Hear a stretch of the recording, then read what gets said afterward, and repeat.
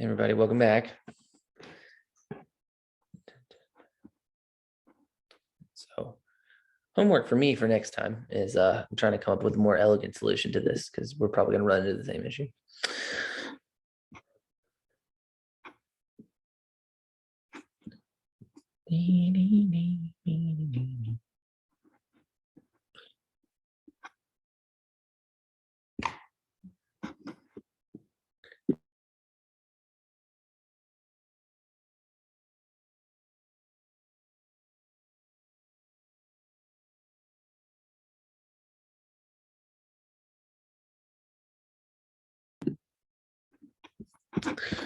Okay, so let's just get back into it. May. Come here.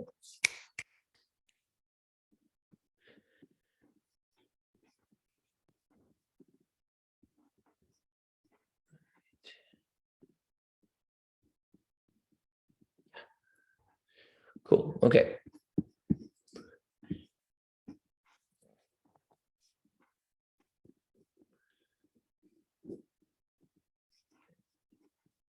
Now we're ready. Okay, so we're talking about elementary school kids. Okay, so do their experiment. So like one group does the meditation, one group doesn't do the meditation, and then we measure how well one group did versus the other. That's basically the idea there. Okay. Talking about nature versus nurture, important piece of all this. So there's a lot of questions in psychology about whether people's natural biology determines their psychology or whether their upbringing is the key factor there. So nature, which is going to be attributed to a guy called Plato, I reckon you've heard of him, inherited biological factors that shape behaviors, personality, and other characteristics. So things like your genes, that is going to determine, the way you are. And we see some of that. So like you may have similar interests to your parents. So like, for instance, my dad is a big sports fan and I'm a big sports fan. My dad really likes classic rock music. And I also really like classic rock music. The question is that genetic or is that because I grew up spending a lot of time with my dad who liked those things? And that's when we get to the nurture argument, which is that environmental factors that shape behaviors, personality, and other characteristics. And pretty much every perspective that we're going to talk about lines up on one of these different poles. Okay, so most of these very famous psychologists are going to have opinions on whether they think that, nope, not that, whether they think that nature or nurture is the most important factor in a person's psychology. All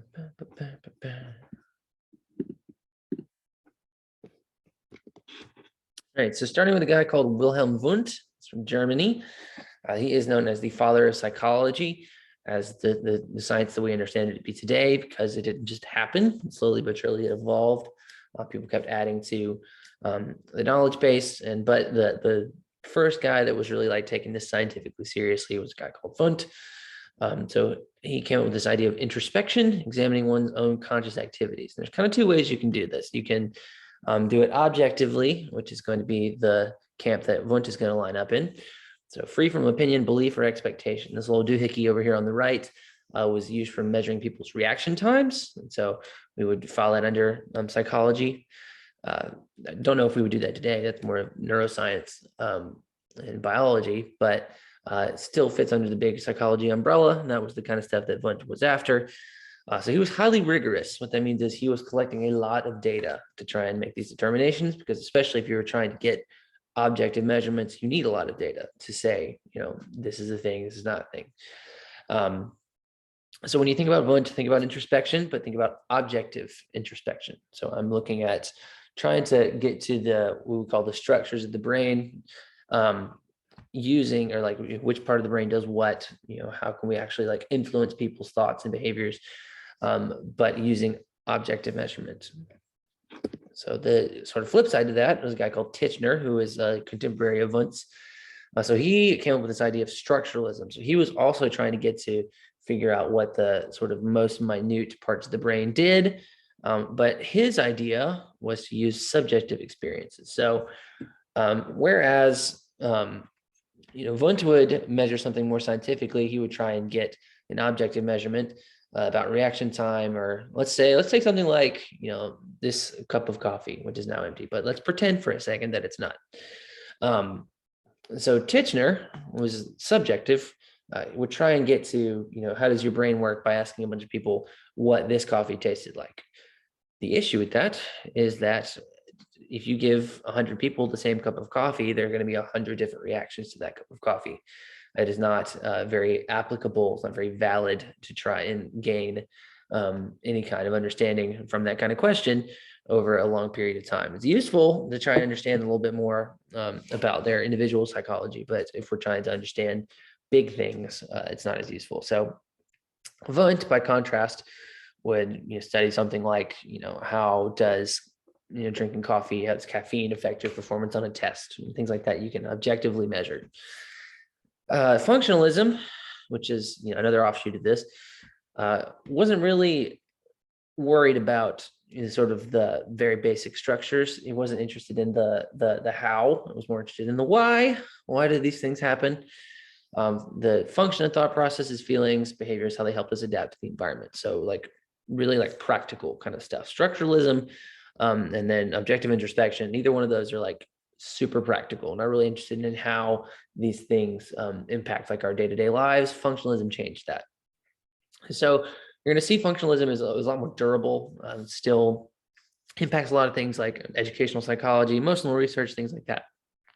We're actually measuring psychology's impact in legit day-to-day processes. All right, so we're going to talk about a lot of old white dudes, and especially in the early part of this course. But we're going to take a break from that for just a second because this stuff is important as well. So Mary White and Calkins, so she was a student of William James, going back to functionalism, who completed all the requirements for a PhD at Harvard, but was not allowed to graduate because Harvard didn't do that kind of thing at that time. But joke's on them because she was then the first female president of the APA. Good for Mary. Margaret Floyd Washburn, she was a student of Titchener's. She was the first female that earned a PhD in psychology. Unfortunately, it was not White and Calkins.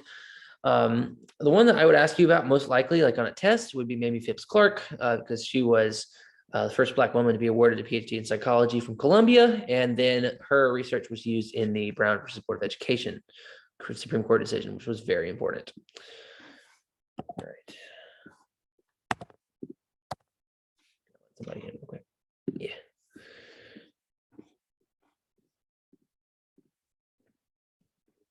All right, so basically, this is just outlining a gender disparity in psychology, which there still is one, less of one, but still one. So if you look at even our class breakdown, my class breakdowns at Greenville Tech, it's mostly gals, but still, as we look down the road, doctorate in psychology has gone up a lot, but there's still an imbalance of women being represented in the field itself.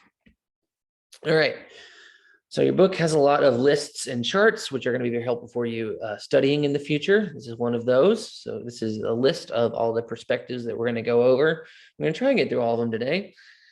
May not, that's okay. We're not going to beat ourselves up about it if we don't. But starting with psychoanalysis. So if you think about psychology or therapy, you might think of a guy reclined back on a couch. He's got the psychologist there, stroking his beard, saying, "And how does that make you feel?" Well, that's Freud. And that's you probably have this archetype in your head of a psychologist that probably comes from our guy Sigmund Freud here. So Freud came up with what we now know as the psychoanalytic perspective. The key points from this are that your subconscious thought affects your conscious thought processes. The things happening under the surface. You've ever seen the iceberg illustration. So in an iceberg, you just have the pointy bit at the top comes out of the water, but there's a lot of iceberg underneath it. So we'll flesh that out a good bit when we actually get to Freud. But If you've ever heard like the id, ego, superego, that's all Freud as well. So that's all his idea.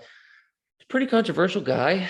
You see down here at the bottom the question, where is the scientific evidence to support the theory? There isn't a ton of it. So Freud did a lot of his work, a lot of the books that he wrote, and he wrote a bunch of books, mostly based off of case studies, which we talked about a second ago. They're not super valid for making like big, broad, sweeping generalizations, because case studies are usually only about a few people, and that's not super useful when you're trying to make like, this is how this phenomenon affects humans across the board. But that didn't stop our boy Sigmund.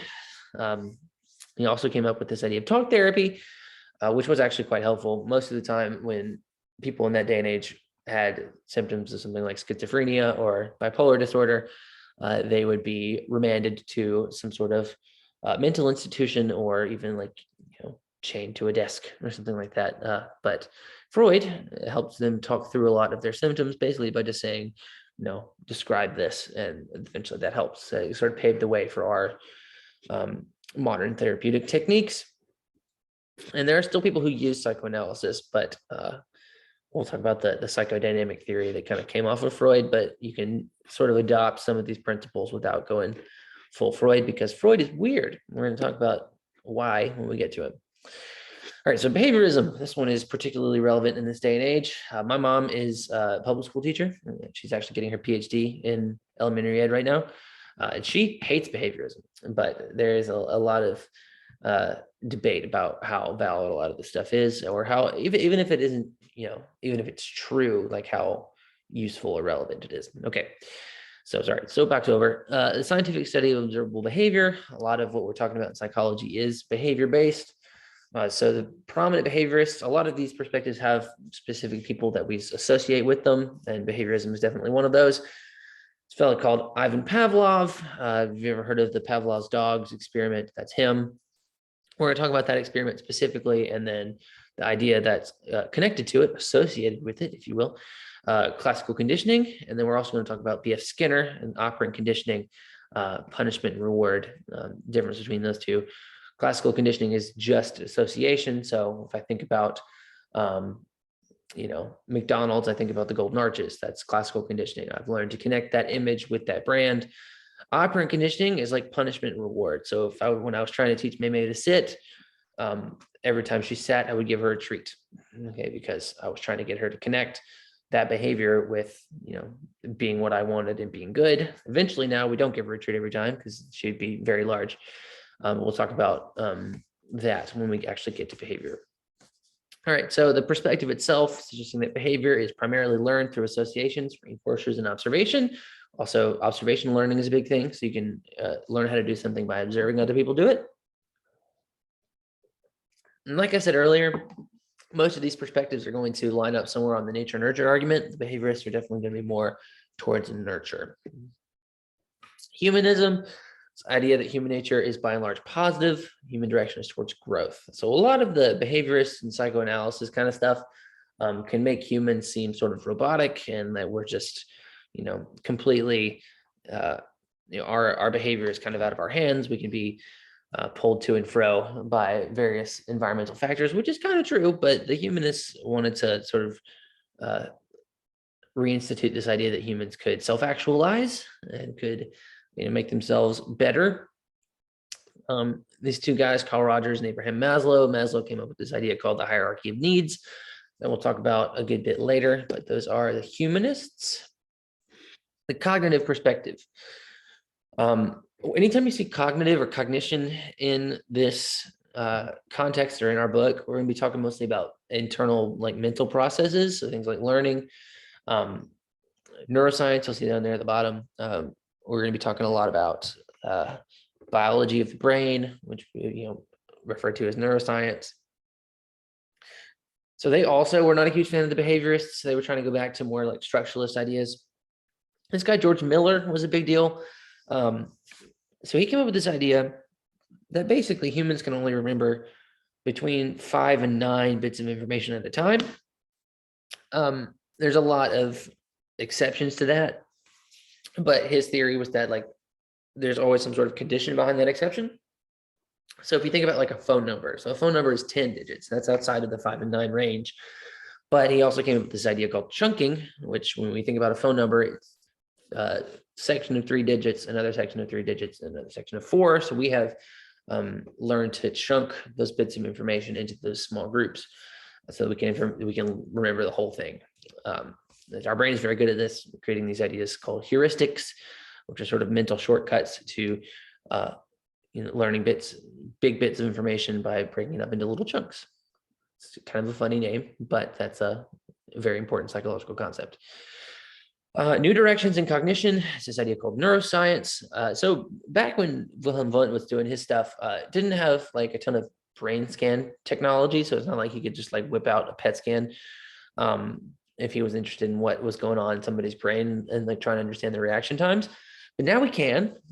So we are exploring physiological explanations of mental processes. So physiological, we're referring to chemistry. We'll talk about that a lot in chapter 2, about things like neurotransmitters and hormones and how various different types of chemical messengers in your body determine a lot of the way that we behave, searching for connections between behavior and the human nervous system, especially the brain. Brain is very important in psychology, as is the rest of your nerves, because your nervous system goes from your external limbs to your brain and then back out to make you do things like move and talk.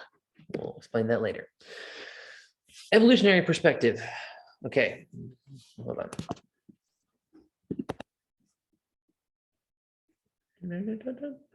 Pause.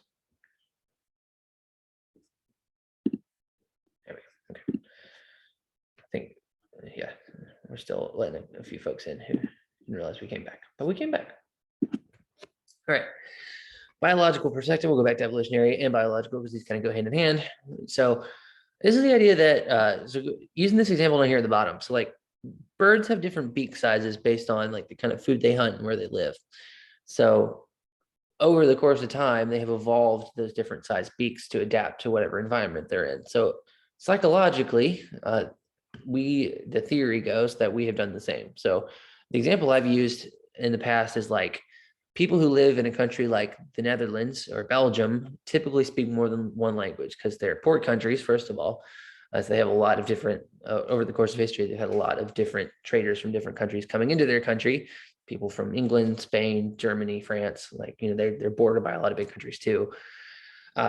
So the question then is, are they biologically predisposed to learning more languages, or is that an environmental thing that they've had to learn to sort of adapt to the environment? And the evolutionary perspective would say that's a biological thing. Somebody like the behaviorist would be more likely to say it's nurture-based. Either way, that's a debate that we could have psychologically. Would we ever get to a conclusion on that? Probably not, but you'll see that's a pretty common thread in a lot of these discussions we're going to have. All right, so the biological perspective, very similar to the evolutionary perspective. This is looking at how things like hormones and genes affect brain activity. So if you think about when you are just like out on vacation on spring break on a beach somewhere, your brain's going to behave very differently to if you are like smack dab in the middle of exam week and you're having to retain as much information as possible. So your anxiety levels are going to be different. Your hormone levels are going to be different. Neurotransmitters are going to behave differently. Your brain is just going to look altogether different within those two settings. So that's your biology is dictating that. Neuroscience is the study of the brain and the nervous system, because the nervous system has a lot to do with how your brain behaves. You have these chemical messengers called neurotransmitters that determine how anxious you are or things like that. That's how things like caffeine and narcotics work. We'll explain that when we get to chapter 2. Sociocultural perspective, this is very much on the nurture side of things, the idea that your cultural environment shapes a lot of your own personal psychology. So a couple of big points here. A kid that grows up in South Carolina is going to have a very different psychology than a kid who grows up in like Taiwan. That's basically the idea there. Child's cognitive development is very important, very fluid. We talked about the twins that grew up. Their biology is technically the same. Their sociocultural environments were very different. So one grew up in France, one grew up in New Jersey. So one grew up having, I guess like wine and baguettes with every meal. And one grew up with Jersey Mike's, different stuff. So in the 1980s, we saw a lot more research outside of Western cultures, which is important because a lot of our psychological frameworks come from specifically Western cultures. So US, England, Germany, France, places like that. But that has since been expanded, which is overwhelmingly good. Okay, biopsychosocial perspective. That just kind of sounds like a mishmash of a lot of the different topics that we've talked about, because it is.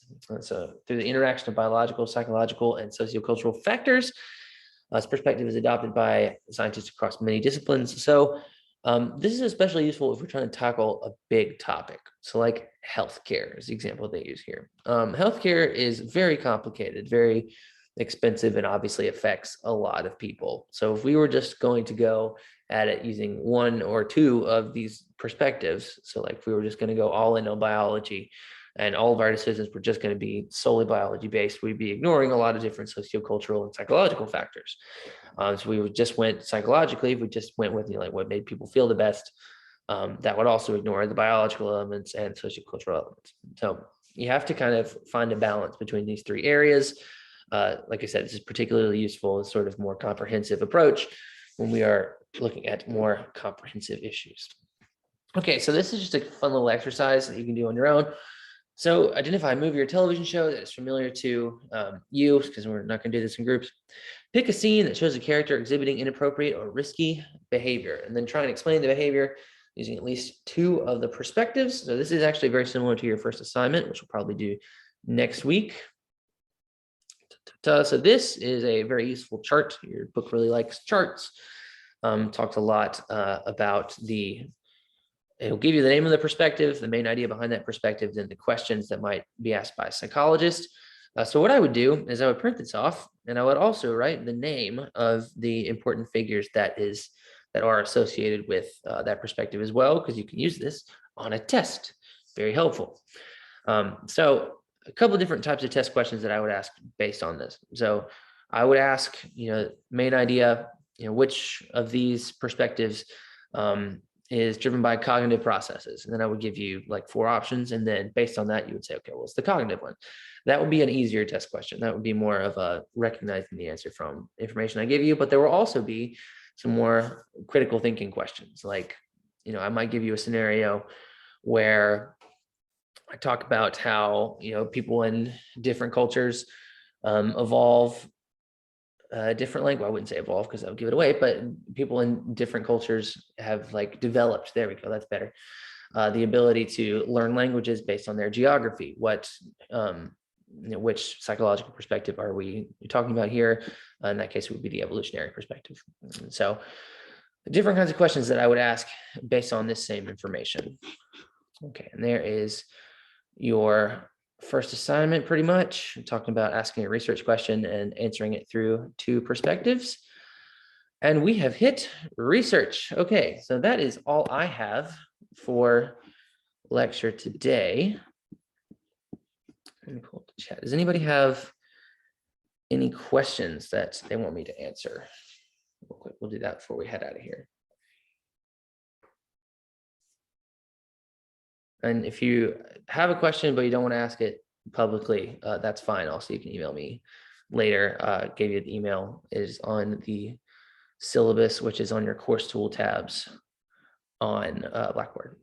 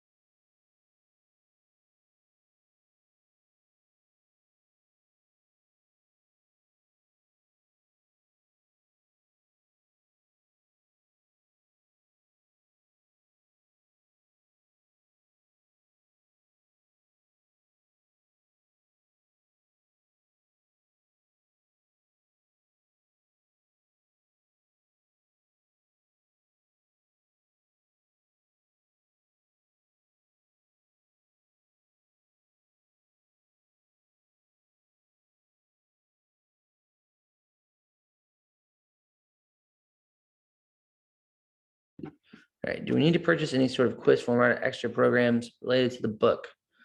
No, you don't. I think you pretty much just need the book and all of the assignments therein, which I think is already purchased for you. But if you have any questions about accessing the book, I would be more than happy to answer those because that is kind of a big part of what we're doing here.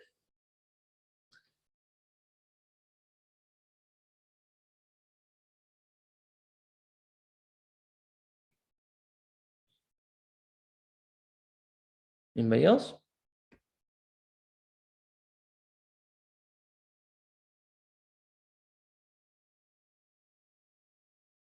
Okay. So every now and then I'll probably, if we get behind on lecture or something, I will put like a video lecture on the Blackboard page to kind of catch us up. They'll probably be done on a Monday, but I think unless anybody has any other questions, which you can always email to me at your own convenience. I think we are done. We will do research next time, and then we'll be done with chapter 1. We'll do our first Kahoot quiz. We'll do our first legit assignment next week.